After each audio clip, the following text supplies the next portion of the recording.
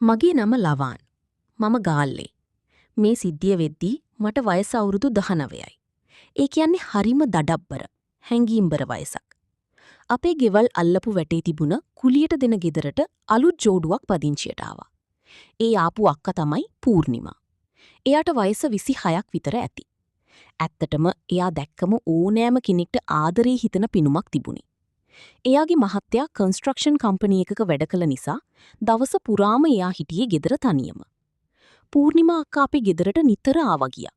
මමත් එයාගේ පුඩි බබාව බලාගන්න උදව් වුණා. දවසක් අපේ අම්මා දැනගත්තා අක්කා ඉංග්‍රීසි ඩිප්ලෝමාධාරියෙක් කියලා. පුතේ අක්කගෙන් ඉංග්‍රීසි ටිකක් ඉගෙන ගන්න කියලා අම්මා මාව අක්කා ගාවට යවුවා. එතෙන් පටන් දිනපතාම වගේ අපි දෙන්න පොත්පත් එක්ක කාලය ගත කළා. ඒත් මගේ හිත තිබුණේ ඉංග්‍රීසි පොත්වල නෙවෙයි අක්කාගේ සුන්දර පෙනුම ගාව. අක්කා අඳින පළඳින විදිය මාව ගොඩාක් මුසපත් කළා. දවසක් අම්මා රැකියාවකට යන්න පටන් ගත්තා. දැන් දවල් කාලියට ගෙදර ඉන්නේ මායි පූර්ණිමා අක්කයි විතරයි. අපි දෙන්න එකතු වෙලා ටීවී එකේ ෆිල්ම් බැලුවා. සමහර වෙලාවට ආදරණීය දර්ශන තියෙන ෆිල්ම් බලද්දී අක්කා මගේ දිහා බලලා අමුතු විදියට hina වුණා. මට දැනුණා එයා මගේ හිතේ තියෙන දේ තීරුම් අරන් ඉන්නවා කියලා. කොරෝනා කාලය නිසා අපිට එළියට යන්න බැරි වුණා. පූර්ණිමා අක්කා එයාගේ බබාට සෙල්ලම් කරන්න පොඩි ස්විමින් පූල් එකක් ගෙනාවා. දවසක් දවල් අපි දෙන්න බබා එක්ක ඒකී වතුර සෙල්ලම් කළා. අක්කා ඇඳලා හිටිය ඇඳුම් වතුරට තිමිලා එයාගේ ඇඟටම ඇලවිලා තිබුණේ. ඊ දර්ශනීය මාව පාලනය කරගන්න බැරි තැනකට අරන් ගියා. වතුර ගහන අතරතුර මගේ අත අක්කාගේ ඇඟි ස්පර්ශ වුණා. අක්කා ඒකට අකමැති වුණේ නැහැ. එයා මගේ දිහා බලලා දඟකාර හිනාවක් දැම්මා. ලවාන් ඔයා හරි දඟයිනි කියලා අක්කා මගේ අතින් අල්ලගත්තා. ඉතනින් පටන් ගත්ත ආදරණීය ස්පර්ශය අපි දෙන්නව කාමරයට රැගෙන ගියා. ඉදා අක්කා බබාව නිදි කරවලා මගේ කාමරයට ආවා. අපි දෙන්න අතර වචනවලට වඩා වැඩි දියක් හුවමාරු වුණා. යා මාව වැළඳගත්තේ කාලික ඉඳන් තිබුණ පිපාසියක් නිවා ගන්න වගේ. ඉදා අපි දෙන්න අපි හැංගීම්වලට උපරිම නිදහස දුන්නා. පූර්ණිමා අක්කා මට ඉංග්‍රීසි විතරක් නෙවෙයි ආදරය සහ සතුට කියන්නේ මොකක්ද කියලාත් කියලා දුන්නා. අදටත් අක්කාගේ මහත්තයා ගෙදර නැති වෙලාවට අපි දෙන්න අපි රහසිගත ලෝකයට යනවා. පළමු දවසේ අපි අතර ඇතිවුණු ඒ සමීප බැඳීමෙන් පස්සේ මගේ මුළු ලෝකේම වෙනස් වුණා. දැන් මට ඉංග්‍රීසි පන්තිය කියන්නේ හුදෙක් ඉගෙනීමක් නෙවෙයි මම දවස පුරාම මග බලාගෙන ඉන්න රහසිගත හමුවීමක්. දැන් අක්කා අපේ ගෙදර ඉන්නේ වෙනදාටත් වඩා නිදහසින්. අක්කාගේ මහත්තයා රැකියාවට ගියාම සති දෙකක් එහෙ නවතින්න ඕන නිසා අක්කා රෑටත් අපේ ගෙදර නවතින්න අම්මාගෙන් අවසර ගත්තා. මේක මට ලැබුණු ලොකුම අවස්ථාව වුණා. රෑට හැමෝම නිදාගත්තට පස්සේ මගේ කාමරේ දොර හිමින් නැරෙන සද්දිට මම මග බලාගෙන හිටියා. අපි දෙන්න අතර තිබුණේ පුදුම පිපාසයක්. දවසක් දවල් අම්මා කුස්සියේ වැඩ කරද්දි අක්කා මට සාලේ ඉඳන් ඉංග්‍රීසි කියලා දෙන ගමන් කවුරුත් නැති වෙලාව බලලා මාව සිපගත්තා. ඒ වෙලාවේ ඇතිවුණු ගැස්ම සහ බය මගේ හිතේ තවමත් තියෙනවා. අක්කා හරිම දක්ෂයි ඒ වගේ වෙලාවල් පාලනය කරගන්න. එයා කිසිම දෙයක් නොවුණු ගානට ආයේ මට උගන්වන්න ගන්නවා. අක්කා මට කිව්වා එයාගේ මහත්තයා එයාට වැඩි අවධානය දෙන්නේ නැති නිසා එයා ගොඩක් තනියම හිටියේ කියලා. මම එයාට දුන්නේ ආදරය සහ සැලකිල්ල නිසා එයා මට ගොඩක් ලං වුණා. අපි දෙන්නා පැය ගණන් කතා කර හිටියා. එයා මට ජීවිතේ ගැන හුඟක් රහස් කියලා දුන්නා. ඒ වගේම මම එයාගේ ලස්සන ගැන කරන වර්ණනාවලට එයා ගොඩක් කැමති වුණා. කාලය වේගෙන් ගෙවිලා ගියා. දැන් මායි පූර්ණිමා අක්කයි අතර තියෙන්නේ හුදෙක් කායික ආකර්ෂණයක් විතරක් නෙවෙයි. ඒක ඊට වඩා ගැඹුරු එකිනෙකා තේරුම් ගත්ත බැඳීමක් බවට පත් වෙලා. අපේ මේ රහසිගත ලෝකයේ ඇතුලේ තිබුණි අපි දෙන්නට විතරක් උරුම වුණු සතුටක්. අක්කාගේ මහත්තයා රැකියාවට ගිය සති දෙක අපිට හරියට මදු සමය වගේ වුණා. අම්මා නිදාගත්තට පස්සේ මම හිමින් අක්කා ඉන්න කාමරයට යනවා. අපි දෙන්නා රෑ තිස්සේ එකට ඉඳගෙන ෆිල්ම් බැලුවා, අනාගතය ගැන හීන මැව්වා. අක්කා මට කිව්වා එයාගේ ජීවිතේ තිබුණ පාළු ගතිය මැකුණි මම නිසා කියලා. එයාගේ ආදරණීය ස්පර්ශය මගේ තනිකම මකා දැම්මා. එක දවසක් දවල් අපි දෙන්නා කාමරේ ඉද්දි අම්මා එකපාරටම ගෙදර ආවා. අපිට කරගන්න දෙයක් නැති වුණා. ඊත් පූර්ණිමා අක්කා හරිම බුද්ධිමත්. එයා ඉක්මනින්ම පොතක් අතට අරන් මට ඉංග්‍රීසි පාඩමක් කියලා දෙන විදියට රඟපෑවා. අම්මා දුර ඇරලා බලද්දි අපි දෙන්නා පාඩම් වැඩ. එදා තමයි මං තීරුම් ගත්තේ මේ රහස රැකගන්න එක කොයිතරම් අමාරුද කියලා. ඊතී බය ඇතුලේ තිබුණි අමුතුම ආතල් එකක්. අක්කාගේ මහත්තයා ආපහු ආවම අපිට මුණ ගැහෙන්න ලැබින්නේ හරිම අඩුවෙන්. ඒ වෙලාවට අපි දෙන්නා ෆෝන් එකකින් මැසේජ් කරනවා, අක්කා අයියාගේ ලස්සන ෆොටෝ මට එවනවා. මම ඒව බල අක්කව මතක් කරනවා. අපි දෙන්නා අතර තියෙන මේ බැඳීම නිසා මම ඉංග්‍රීසි වලටත් ගොඩක් දක්ෂ වුණා. ගෙදර අය හිතුවේ අක්කාගේ ඉගැන්වීම් නිසා මම දියුණු වුණා කියලා. හැබැයි දියුණුව පිටුපස තිබුණි වෙනම කතාවක්. ජීවිතය කියන්නේ පුදුමාකාර ගමනක්.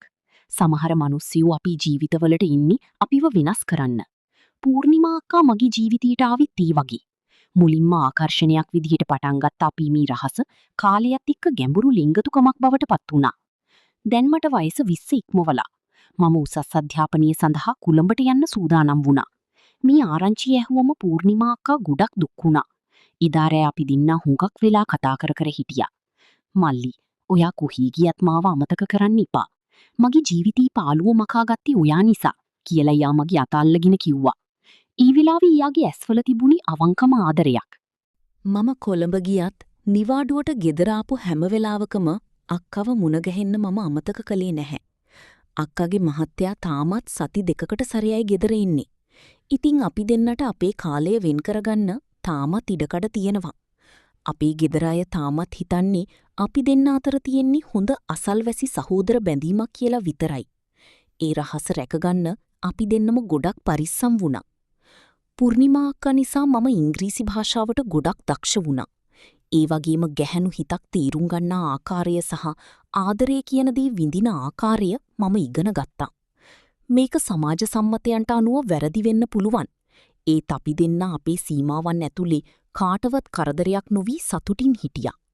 ඒ සතුට මගේ තරුණ කාලේ මට ලැබුණු ලොකුම තෑග්ගක්. කාලයේ හිතනවාට වඩා වේගයෙන් ගෙවිලා ගියා. දැන් මම කොළඹ රැකියාවක නිරත වෙනවා. ජීවිතේ වගකීම් සහ වැඩ අතර හිර වුණාම ගාල්ලී නිදහස් ගමේ ගත කරපු දවස් මට හීනයක් වගේ මතක් වෙනවා. ඒත් එක මතකයක් විතරක් තාමත් මගේ හිතේ අලුත් පිටම තියෙනවා. පසුගිය සිංහල අලුත් අවුරුද්දට මම ආයේ ගෙදර ගියා. අවුරුදු 2කට පස්සේ මම ගෙදර යද්දී හිතේ තිබුණේ එකම එක බලාපොරොත්තුවයි. අල්ලපු වැටේ ගෙදර තාමත් ඒ විදිහමයි. මම ගෙදරට ගොඩ වුණා විතරයි පූර්ණිමා අක්කා hina වෙලා එළියට ආවා. එයා දැන් වෙනදාටත් වඩා ලස්සනයි. ඒ වගේම පරිණතයි. එයාගේ ඇස්වල තිබුණී මාව දැකපු සතුට විතරක් නෙවෙයි. මම තවමත් ඊ රහස මතක තියාගෙන ඉන්නවද කියන කුතුහලයයි. අපි වෙනදා වගේ නිදහසේ කතා කරන්න වෙලාවක් ලැබුණේ නැහැ. මොකද ගෙදර හැමෝම හිටියා.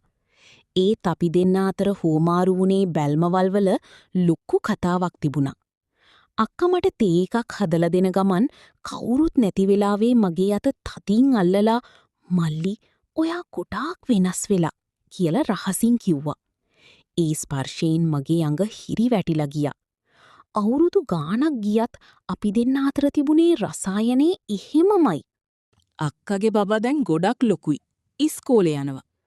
අක්කා මට කිව්වා එයා දැන් පෞද්ගලික ආයතනයක ඉංග්‍රීසි ගුරුවරියක් විදිහට වැඩ කරනවා කියලා. මට ගොඩක් සතුටු හිතුණා. එදා අපි අතර තිබුණේ ශාරීරික බැඳීමට වඩා දැන් තියෙන්නේ එකිනෙකාගේ දියුණුව ගැන සතුටු වෙන ගෞරවනීය බැඳීමක්. ඒත් අපි දෙන්න අතර උනේ දේවල් අපේ ජීවිතවල රහසිගතම සහ සුන්දරම පරිච්ඡේදයේ විදිහට සදාකාලිකවම පවතිනවා. ජීවිතේ හැමදාම එකම විදිහට ගලාගෙන යන්නේ නැහැ. සමහර වෙලාවට අපි නොහිතන ප්‍රශ්න අපේ පවුල් ඇතුළට එනවා. මගේ ජීවිතේ අමාරුම කාලේ උදා වුණේ මම කොළඹ ඉඳන් ආපු එක නිවාඩුවකදී. ඒ වෙලාවේ මට දැනුනේ මම තනි වෙලා කියලා. අපේ තාත්තගේ රැකියාවේ ඇති වුණු ප්‍රශ්නයක් නිසා ගෙදර ලොකු ආර්ථික පීඩනයක් ඇති වුණා. අම්මයි තාත්තයි අතර නිතර රණ්ඩු දබර ඇති වෙන්න ගත්තා. මං ගොඩක් මානසිකව වැටුණා. කාටවත් මේ ගැන කියන්න මට හිත දුන්නේ නැහැ. මම්මගේ කාමරයට වෙලා කල්පනා කර ඉද්දී වෙනදා වගේම මගේ තනිකම මකන්න කෙනෙක් ආවා. ඒ පූර්ණිමා අක්කා. අක්කා මගේ ළඟින් වාඩි වෙලා මගේ ඔළුව අත ගාන ගමන් කිව්වා මල්ලි ප්‍රශ්නේ ඉන්නේ මිනිස්සයන්ට. ඔයා අධෛර්යවත් වෙන්න එපා කියලා. ඉදා අක්කා මට දුන්නේ සහයෝගීය වචන වලින් විස්තර කරන්න බෑ. අපි දෙන්න අතර තිබුණේ කායික බැඳීමකට වඩා එහා ගිය ලිංගතුකමක් කියලා මට එදා තහවුරු වුණා. අක්කා යාට ලැබෙන පඩියෙන් පවා මගේ අධ්‍යාපන කටයුතු වලට උදව් කරන්න හැදුවා. ඒත් මම මේක ප්‍රතික්ෂේප කළේ අක්කා ගැන තියෙන ගෞරවය නිසයි. අක්කා මට ඉංග්‍රීසි පාඩම්වලට අමතරව මාර්ගගත ක්‍රමයට මුදල් උපයන්න පුළුවන් ක්‍රම කිහිපයක් ගැන කියලා දුන්නා. එයා මට මඟ පෙන්වන්නියක් වුණා. අපි රෑතිස්සේ මැසේජ් කළේ ආදරේ ගැන විතරක් නෙවෙයි මගේ අනාගතය ගොඩනගන විදිහ ගැනයි. අක්කාගේ මඟ පෙන්වීම නිසා මම තනියම නැගී සිටින්න ඉගෙන ගත්තා. ගෙදර අයටත් හොරෙන් අපේ මේ රහසගත ලෝකය ඇතුලේ මම අලුත් මනුස්සෙක් වුණා. ජීවිතේ හැම දෙයක්ම අපි හිතන විදිහටම තියෙන්නේ නැහැ. කාලය ගෙවිලා යද්දි අපි හැමෝටම තීරණ ගන්න සිද්ධ වෙනවා. මගීත් පූර්ණිමා අක්කාගීත් ඒ සුන්දර රහසගත ලෝකයට සමුදෙන්න කාලය උදා වුණේ අපි දෙන්න හීනකින්වත් නොහිතපු විදිහට. පූර්ණිමා අක්කාගේ මහත්තයාට රැකියාවේ උසස්වීමක් ලැබිලා එයාලට කොළඹ පදිංචියට යන්න සිද්ධ වුණා. ඊ ආරංචිය ඇහුවම මට දැනුණී මගේ ලෝකයේම නැවතුණා වගේ. අපි දෙන්න අන්තිම වතාවට මුණ ගැහුණි වෙනදා වගේම පාඩම් වැඩ කරනවා කියලා අඟවමින්. එදා අපි දෙන්න අතර වැඩි කතාවක් තිබුණේ නැහැ. තිබුණී කඳුළු පිරුණු නිහඬතාවයක් විතරයි. මල්ලි, ඔයා දැන් ලොකු කෙනෙක්. ඔයාගේ ගමන ඔයා යන්න ඕනි. මම කොහි හිටියත් ඔයා ගැන හැමදාම සතුටු වෙනවා කියලා අක්කා මගේ නලල සිපගත්තා. ඒ ස්පර්ශය මගේ හිතේ සදාකාලිකවම සටහන් වුණා. අපි දෙන්න පොරොන්දු වුණා අපි මේ රහස අපේ හදවත් ඇතුළෙම සංගවාගෙන එකිනෙකාට ගරු කරන හොඳම යහළුවන් විදිහට ඉන්න. එදා මම තීරුම් ගත්තා ආදරේ කියන්නේ අත්පත් කර ගැනීමම නෙවී කියලා. අක්කා කොළඹ පදිංචියට ගියාට පස්සේ අපි ගෙවල් අසල තිබුණේ නිවස පාළු වුණා. මමත් මගේ රැකියා කටයුතු වලට වැඩි අවධානයක් දුන්නා. දැන් අපි දෙන්නා නිතර හමු වෙන්නේ නැහැ. ඊට ඉඳහිට ලැබෙන දුරකථන ඇමතුමකින් හෝ පණිවිඩයකින් අපි එකිනෙකාගේ සැපදුක් විමසනවා. ඊ හැම ඇමතුමකම ඊ හැම වචනයකම තවමත් ඊ පැරණි ලිංගතුකම තියෙනවා. පූර්ණිමා අක්කා මට කියලා දුන්න ඉංග්‍රීසි දැනුම අද මගේ රැකියාවට ලොකු ශක්තියක්. ඒ වගේම එදා අපි විඳපු ඒ සතුට මගේ තරුණ කාලේ ලස්සනම මතකයයි. සමහර විට මේ කතාව අහන ඔබටත් මෙවැනි රහසිගත අතීතයක් ඇති. ඒ මතකයන් තමයි අපි ජීවිතවලට අමුතුම වටිනාකමක් එකතු කරන්නේ. ජීවිතේ හරි පුදුමයි. අපි කාගෙන් හරි ඈත් වෙන්න උත්සාහ කළත් දෛවය ආයෙත් අපිව මේ මාවතටම අරන් එනවා. මම කොළඹ රැකියාව කරමින් මගේ පාඩුවේ ඉද්දි එක අහම්බයකින් මගේ අතීතය ආයෙත් මගේ ඉදිරියටම ආවා. ඒ මම හීනකින්වත් නොහිතපු මොහොතක. එදා නිවාඩු දවසක්. මම කොළඹ සුපිරි වෙළඳසැලකට ගියේ බඩු වගයක් ගන්න. සෙනගාස්සියේ මම ඇවිදගෙන යද්දි එකපාරටම මගේ අඟේ කවුරු හරි හැප්පුණා. සොරි කියලා කියන්නේ කටහඬ මට හරිම හුරුපුරුදුයි. මම හිස පස්සට හරවලා බලද්දි මගේ ඉස්සරහා හිටියේ වෙන කවුරුත් නෙවෙයි. ඒ පූර්ණිමා අක්කා. අවුරුදු 3කට පස්සේ මම එයාව දැක්කේ. එයා ඊ විදිහමයි. ඊ ලස්සන හිනාව තාමත් ඊ වෙනමමයි. අපි දෙන්න මොහොතක් එකිනෙකා දෙස බලාගෙන හිටියා. වචන පිට වුණේ නැහැ. ඊ තැස් දෙකින් ලොකු කතාවක් හුවමාරු වුණා. අක්කා එක්ක එයාගේ දුවත් හිටියා. ලවන් මල්ලි, ඔයා කොහොමද මෙහි? කියලා අක්කා ඇහුවේ පුදුමයෙන්. අපි දෙන්න එතන තිබුණු කෝපි කඩේකට ගිහින් විනාඩි කිහිපයක් කතා කළා. අක්කා දැන් කොළඹ පාසලක ගුරුවරියක්. එයාගේ පදිංචියත් දැන් කොළඹමයි. අපි සාමාන්‍ය විස්තර කතා කළත් දින්නාගෙම හිතී තිබුණේ පරණ මතකයන්. අක්කා යන ගමන් රහසින් මගේ අතට කුඩා කොළ කෑල්ලක් දුන්නා. ඒකේ තිබුණේ යාගේ අලුත් ෆෝන් නම්බර් එක. වේලාවක කතා කරන්න කියලා යා ආදරණීය බැල්මක් දාලා යන්න ගියා. ඊ මොහොතේ මට දැනුනේ ආයෙත් අර 19 හැවිරිදි ලවන් මගේ අතුලි පණ ලැබුවා වගේ. ඉදා රෑ මම අක්කාට මෙසේජ් එකක් දැම්මා. විනාඩියක් ගියේ නැහැ. අක්කාගෙන් රිප්ලයි එකක් ආවා.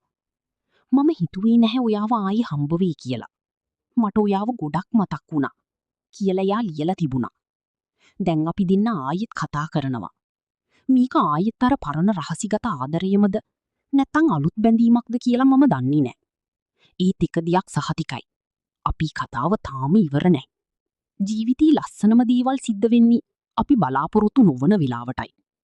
පූර්ණිමා අක්කා සහ මම අතර තියෙන මේ බැඳීම ලෝකයට රහසක් වුණත් අපි හදවත්වලට ඒක ලොකු හයියක්. ඉදිරියට මොනවා වීද කියලා මම දන්නේ නැහැ. ඊත් මම මේ අහම්බයට ආදරය කරනවා. ඔබත් හිතනවාද මම මේ සම්බන්ධය දිගටම කරගෙන යා යුතුයි කියලා? ඔබේ අදහස කමෙන්ට් කරන්න.